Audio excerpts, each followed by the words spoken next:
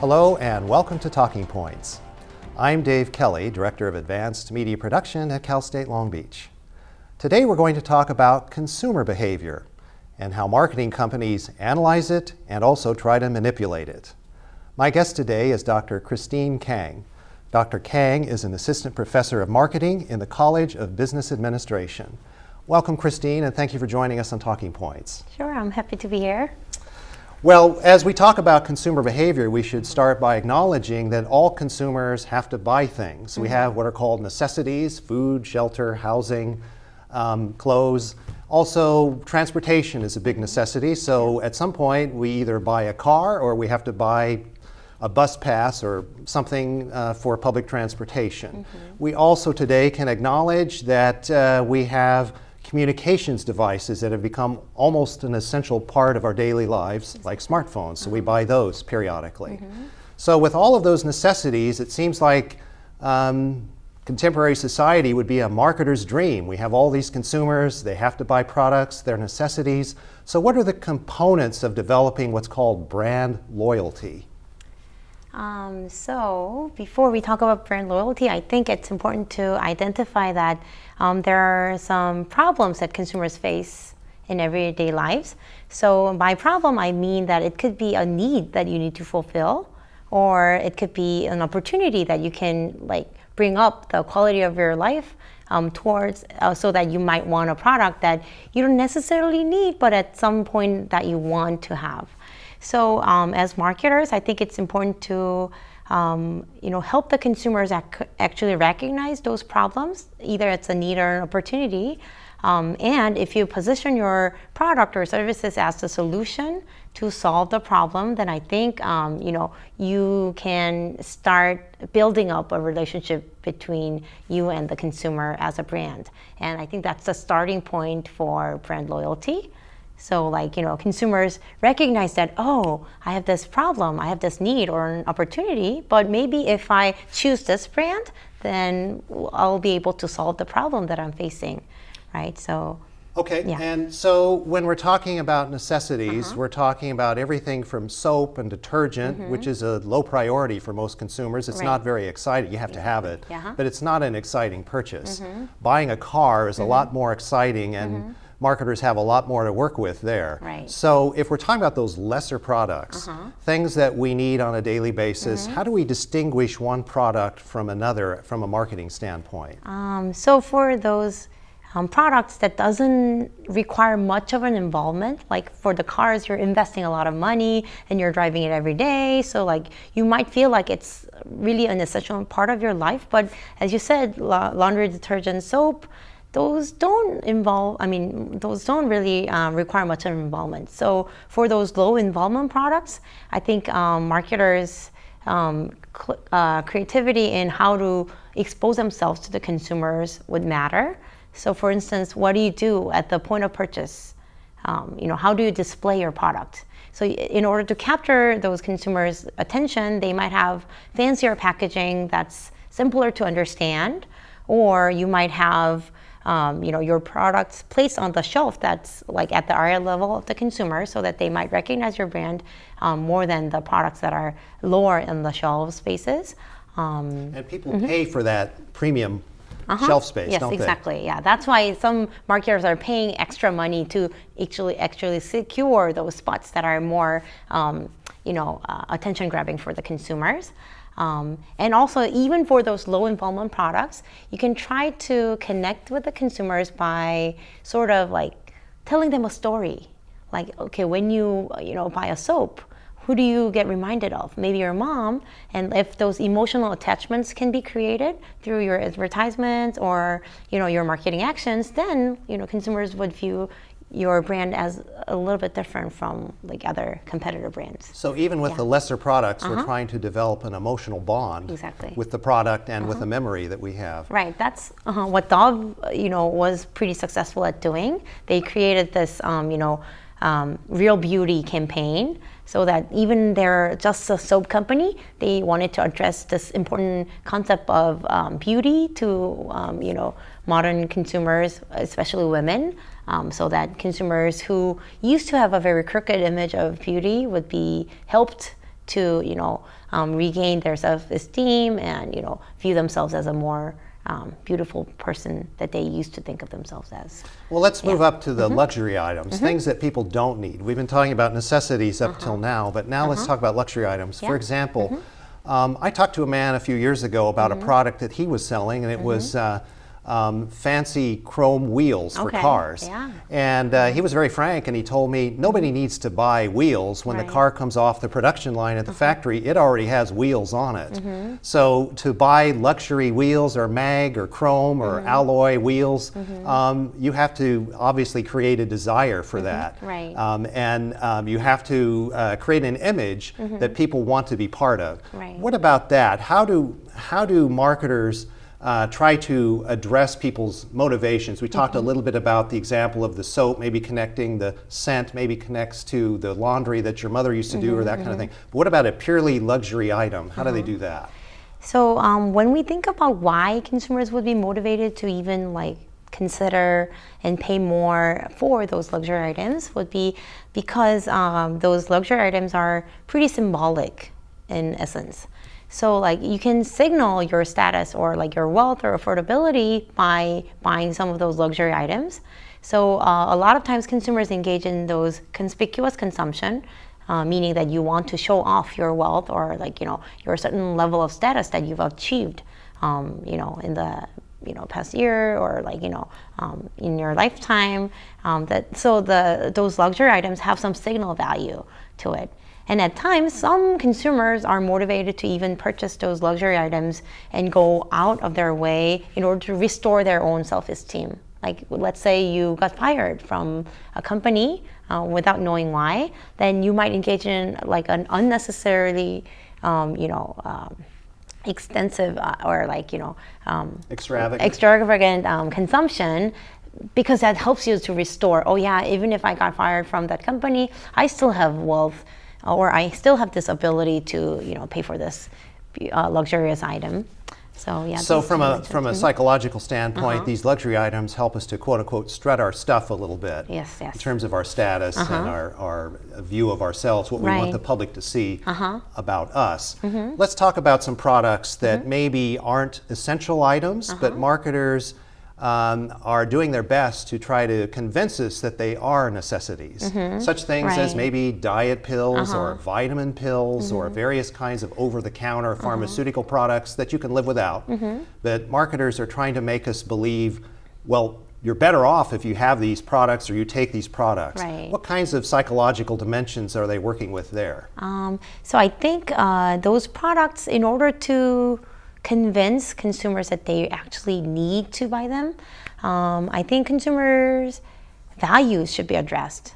So even if it's not a necessity, but if that product is really helpful in pursuing a certain value that you have in life, for instance, appearing, having a very positive and attractive appearance in your body. If that's your value, then those diet pills or other products that can help you get fit and that can make you appear a little more healthier, that would be something that you gotta have in order to pursue the value that you have. So I think marketers are trying to connect the attributes of their products or services or their offerings, so that consumers can see how these attributes of a product can lead to fulfilling of the values that they want to hold in their lives. What I'm hearing is a lot about image, both self-image, how we want to feel about ourselves. Marketers are very keen on identifying that aspect of our psychology, and also being able to present ourselves to the outside world. Right, exactly. And so it's all about image. Okay, let me go down a list very quickly of some items, some aspects of every product that marketers can use for marketing purposes. For example, the cost of a product. If you're competing on cost and it's the cheapest product line of the other competitors, that's one advantage. Okay, there's reliability. You buy it, it works. It always delivers. There's availability. You can buy it at any store, any grocery store, any big box store. Endorsements, celebrity endorsements, pro athletes, things like that. Or it could be an endorsement based on a good rating from Consumer Reports, Right. J.D. Power, one of those rating companies. Also, there's status and personal luxury value. We've already started to talk about that. Yeah. There's also features and popularity and the quote-unquote cool factor. Things like iPhones, Nike Air Jordan tennis shoes, Xbox, anything having to do with Star Wars is in the cool factor category. And just a couple more, we also have durability. That kind of goes back to reliability. Right. But durability brings to mind the Sears Die-Hard battery or the Ever-Ready battery or the Energizer Bunny that always goes on forever and ever. And then the last one is becoming much more popular today, and that is the sustainability factor. Right. So it's environmentally conscious if you buy this product. Now, if you're a marketer considering that long list, what are the features that you would prefer to have as a marketer to work with? I think it's hard to just choose like 2 or 3 out of the whole list. But I think my choice of those factors could be guided by what product category I view my brand to be in. So if my product category is more for the fulfillment of the needs that consumers have towards more of the utilitarian side, like, if consumers are looking for some functionality in their purchases or in their consumption, then I think like reliability or durability would be like very influential in terms of, attracting consumers, favorable attention or favorable attitudes. But if you are more about fulfilling the needs of the consumer in a hedonic way, meaning like, can you give some pleasure to the consumers who are consuming your product? Then I think that cool factor of, being on top of the trend, and also, who's endorsing your product. Is my favorite celebrity endorsing this product? Can I connect to them by purchasing these products? Those factors would be, or like even the designs or aesthetics of a product or the service that you're offering to the consumers might matter more. Yeah. And as you said, the term hedonic, that's based on hedonism or living it up. Right. And so that's why we want the luxury items or the cool items. Yes, exactly. So that we can show that we're really living it up. Okay, so as far as the sustainability factor, that's becoming more and more important today. Right. Are marketers looking at that as another one of the arrows they have in their quiver, so to speak? I think, so more and more consumers, as I mentioned earlier, so consumers are actually spending their money to fulfill their values, right? So if there is a significant number of consumers who actually value the sustainability, then as a brand, you should also act accordingly, right? So in your maybe marketing campaign, you incorporate like a message that actually delivers to the consumers the message that, environment is really important, and this is like some means through which we try to, ensure the sustainability of your consumption and also our production as well. So right, it probably depends on the product. If you're selling products for a camping supply business like REI, probably sustainability fits right in well with that. We have to go to the break right now. When we come back, we'll continue on. And stay with us. When we come back from the break, we'll talk about generational marketing. What's the difference between millennials, Generation X, and baby boomers? Stay tuned.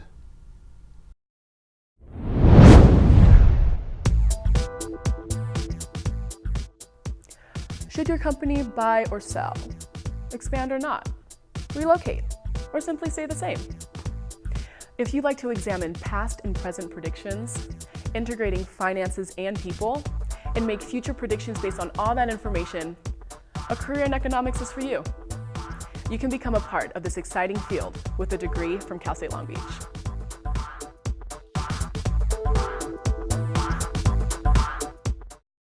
Welcome back to Talking Points. I'm Dave Kelly. My guest today is Dr. Christine Kang, and we're talking about consumer behavior. Christine, before we went to the break, we spent a lot of time defining what the psychological motivations were for consumers, especially when we get into those luxury items or those cool items. Right. But now I want to talk a little bit more about the business of marketing and what it really entails, because a lot of people will confuse marketing with sales. Now, they're very related, of course, But really, marketing is the precursor to sales. In other words, it has to happen before you get to any sales. Right. And so marketing really consists of two components. One is the research factor, that's really critical. And then the second part is the product presentation and the brand imaging that we've been talking about. So first of all, let's talk about the research. Okay. When we say marketing firms are doing a lot of research, what are they researching and what's so critical about that research? Okay. So I view marketing research as the function that can actually link consumers with the marketers through information. So marketers do need to gather some information from the consumer side, I think before and after taking any marketing actions. So before they actually pursue a specific marketing strategy, they should verify if what they're thinking in their mind is suitable for the consumers and consumers would respond well to those ideas. So that's why marketers are trying to explore consumers' thoughts through focus group interviews or in-depth interviews one-on-one, or even having some surveys before they actually launch a product or before they launch a commercial series and so on, so that by hearing from different parts of the market, you are seeing whether your concept is actually addressing the needs from the consumer side, not necessarily only focusing on your own capability as a company or as a product developer. So what I hear you saying is that they need the data to validate their assumptions Yes. about how they intend to market this product. Exactly. And if the data is not what they think it is, then they have to change their approach. So you need to refine your marketing strategies. Exactly. Yeah. So when we get to the second part of this, that's the product presentation and the brand imaging. And that's where we start the television advertising campaigns and that sort of thing. Right. And so basically you have to have, through the data, you've established a target audience. Right. And that target audience could include a particular slice of the population. It could be a generational thing. It could be males or females or some other combination of that. And then through that, identifying that target audience, then we're going to tailor the campaign to appeal to them directly. Exactly. So what do they think about as they're coming up with these advertising campaigns? How much creativity are they given? I guess it depends on who they are and what company they're representing, but how much creativity goes into this? How much being really specific to addressing the data or the needs of the target population through the data? What goes into all of that? So through market research, I think, as you mentioned, marketers can define more the realistic target. Oh, I thought we would appeal to 20-year-olds and even the 40-year-olds, but through research we find out that maybe 40 years old are not really interested in our product. So we are setting up more of the realistic target through market research. But with the data, you also can gain some insights about those consumers. Oh, they are more likely to pursue this type of lifestyle, and they are connected much more than we thought before, and so on. Those information can come through market research, but then with those insights, I think it's the marketer's creativity that could actually create some novel approaches that consumers would find pretty interesting to encounter. I'm going to use one example because I think we've all seen it, and that's Progressive Auto Insurance with Flo as the main character. They've really hit pay dirt with that, in my opinion, because those commercials are always funny, interesting, creative. You look forward to actually seeing those commercials. I don't know if it's helped sell insurance. It probably has, but I know that the commercials are fun to watch in any event. Right. Okay, and so let's talk a little bit about generational marketing. I promised that before we went to the break. Right. First, let's talk about the so-called key demographic that television networks are always looking for, and they really want to score well with the key demographic, and that is adults aged 25 to 49. Why that particular segment of the audience? I know they're working adults, so they have money based on income based on work, but why that particular segment of the population? Yeah, so because they're in earlier stage of their career than older adults over and beyond 50, I can see that they would have lesser amount of money to spend on different products or different services. However, compared to those older generation, I think people in that age segment are more flexible in a way. So they could, give and take some influence from the marketers rather than people who already have formed their attitudes or their ideology over their lifetime, and those become set in stone. So I think that flexibility part with a little bit of purchase power is what's attracting marketers so much towards that age population. So basically, they're not set in stone like the boomers, like myself. We're probably pretty well. We've defined our brand loyalty. We know what we like. You have a greater opportunity to reach people, I guess, in that younger demographic. Okay, let's talk about the generations and how marketing is challenging for each one of these segments of the population. Okay, we'll start with the millennials. Sure. And those are the folks that are roughly age 18 to 35. Right. In that group, we're talking about young folks who are very adept at social media. They're very involved in the latest trends, the latest fads. They're also rather fickle because as soon as a fad has burned itself out, and that can be very quickly, Yes. they're moving on to the next thing. Some other attributes of the millennials, and then I'll let you respond. We know that a lot of them are challenged today financially because of high student loan debt coming out of college. We also know that rent is very high for a lot of these folks. They end up living at home longer than previous generations have because of the high cost of housing. They also tend to be socially more liberal than some of the older generations. They see socialism more favorably than their elders, and they're less favorable about capitalism, even though they do spend their money. Right. And they spend their money on entertainment, on technology devices. A lot of money is spent on various kinds of exercise, 24-hour fitness club, yoga, those kinds of things. Right. And so what are some of the challenges with that particular group, the millennials? So I think those millennials are less receptive, and they don't like authorities like pushing them to, or like demanding them to choose one or the other. So I think assuring that they have this autonomy of like they can choose whatever they want factor through marketing, I think it's an important way to actually appeal to those consumers at that age range. So it's not that, because our society has been this way, you gotta follow that path or route. Those kind of messages wouldn't really appeal to the millennials. But even though they're tight on budget, I think more of the lifestyle that they're pursuing is like YOLO style, YOLO, like you only live once. So we have the freedom to choose whatever we want. That's why even though they don't have much of the discretionary funds, they might choose to spend those on expensive electronics or more like very expensive membership for the gyms and so on.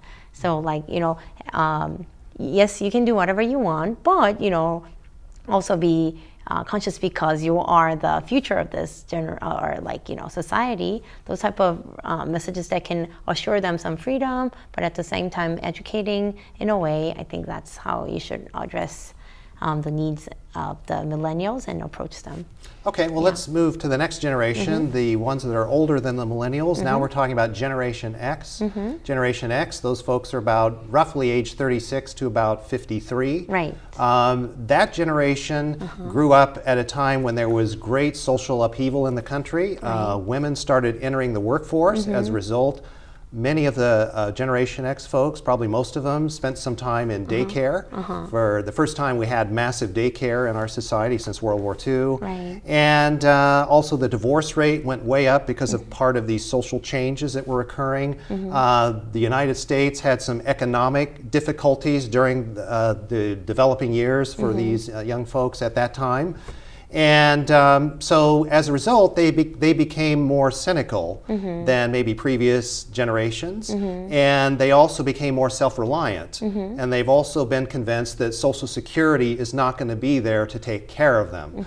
And so those are some of the societal factors that have shaped them. They also, in terms of consumers, they're willing to try other products. They don't necessarily form the brand loyalties that their baby boomer brothers and sisters are doing, but they're willing to try other products. So what are some of the challenges for that group? I think it's important to actually convince them that among all the different options that you have in the market, maybe our product is actually the one that can deliver the best performance for you, right? Because they're like more self-reliant, they want to be able to assure themselves that they can choose the best product in many of the different consumption domains.